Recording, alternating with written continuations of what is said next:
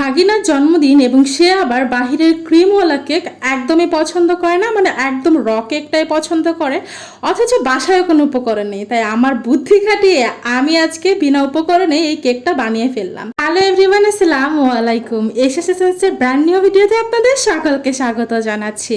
Recently আমি ঢাকায় এসেছি এবং ঢাকায় আসার পরেই আমার ভাগিনার হঠাৎ একদিন বার্থডে এবং ও আমার কাছে ডিমান্ড করেছিল একবার অনেক আগে বার্থডেতে যে ও এরকম নর্মাল কেক খাবে এবং ওর বার্থডেতে কখনো ক্রিমওয়ালা কেক কাটও করে না।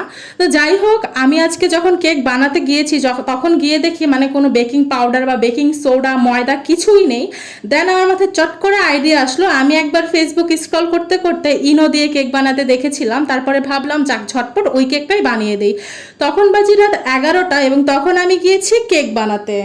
তো এর জন্য আমি প্রথমেই দুটো ডিমের সাদা অংশকে বিট করে নিয়েছি। আমি কুসুমটা আলগা উঠিয়ে রেখেছিলাম। বিট করে যখন এটা ফোমিং টেক্সচারে চলে এসেছে তখন কুসুম দিয়ে আরেকটু বিট করে এক একে চিনি আর তেল দিয়ে আবার একটু বিট করে নিয়েছি। তারপরে শুকনো উপকরণ হচ্ছে আমি ময়দার জায়গায় আটা ইউজ করেছি আর এই যে একটা ইনো দিয়ে দিলাম।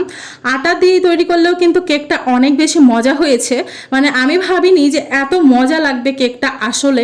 তো এরপর আমি শুকনো উপকরণগুলোকে খুব ভালোভাবে মিশিয়ে নিচ্ছিলাম। আমি হচ্ছে লবণও এক্সট্রাভাবে দিইনি, যেহেতু ইনোটা টেস্ট একটুটা লবণ লবণ আসে।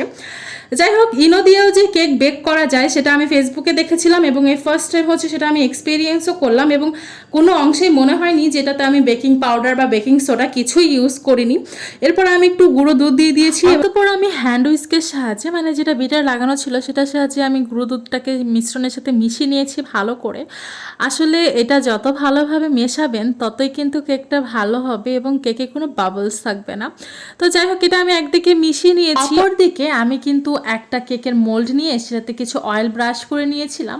আর যেহেতু বেকিং পেপার নেই তাই আমি একটা নর্মাল কাগজকে নিয়ে সেটাকে আমি সেই মোল্ডের আকারে কেটে সেটার মধ্যেও কিছুটা অয়েল ব্রাশ করে তারপরে সেখানে আমি মিশ্রণটা ঢেলে দিব। মিশ্রণটা মোল্ডে ঢালার আগে আমি আবারও হ্যান্ড উইস্কের সাহায্যে একটু ভালোভাবে মিশিয়ে নিচ্ছি যেন কোনো প্রকারই বাবলস না হয়। আর এছাড়া আমি লাইফে অনেকবার কেক বানিয়েছি, অনেক ধরনের কেক বানিয়েছি, স্পঞ্জি কেক থেকে শুরু করে chocolate cake, strawberry, banana cake, যত ধরনের কেক আছে I think I have tried them all. But এই যে ইনো দিয়ে যে কেক বানানো সেটা আমি ফেসবুকে বা ইউটিউবে বেশ কয়েকবার দেখেছি, বাট আমি কখনো ট্রাই করিনি। যাক, এবার হচ্ছে তার বার্থডে উপলক্ষে একটু ট্রাই করে নিলাম। আচ্ছা যাই হোক, তো তারপরে আমি না সবগুলো মিশ্রণকে ঢেলে দিয়ে তারপরে সেটার উপরে হচ্ছে কিছু এখানে ক্যাশিউ নাটস মানে কাজু বাদাম দিয়ে দিচ্ছিলাম, যেটা আমি খুব কুচি কুচি করে কেটে রেখেছিলাম। এরপরে আমি নিয়ে আসলাম এটাকে ওভেনে দেওয়ার জন্য। ওভেনে দেওয়ার আগে কিন্তু আমি ওভেনটাকে প্রিহিট করে নিয়েছিলাম 10 মিনিটের মতো। বাট সেখানে আমি একটা অ্যাক্সিডেন্ট ঘটিয়ে ফেলেছি, মানে হচ্ছে প্রিহিট করার সময় এটার ভেতরে যেই লিডটা ছিল প্লাস্টিকের সেটা যে কনভেকশন মোডে দিলে পুড়ে যাবে সেটা আমার মাথায় ছিল না। তো যাই হোক, এই তো আমার কেক হয়ে গিয়েছিল। কেক হয়ে যাওয়ার পরে আমি কিছুটা হচ্ছে চকলেট মেল্ট করে নিয়েছিলাম কেকের উপরে দেওয়ার জন্য। এই তো আমার কেকটাকে আমি এখন ডিমোল্ড করে নিচ্ছি। এই জন্য আমি হচ্ছে দেখুন আমার কেকের নিচের ভাগটা এত সুন্দর হয়েছে, আমার দেখে এত ভালো লেগেছে।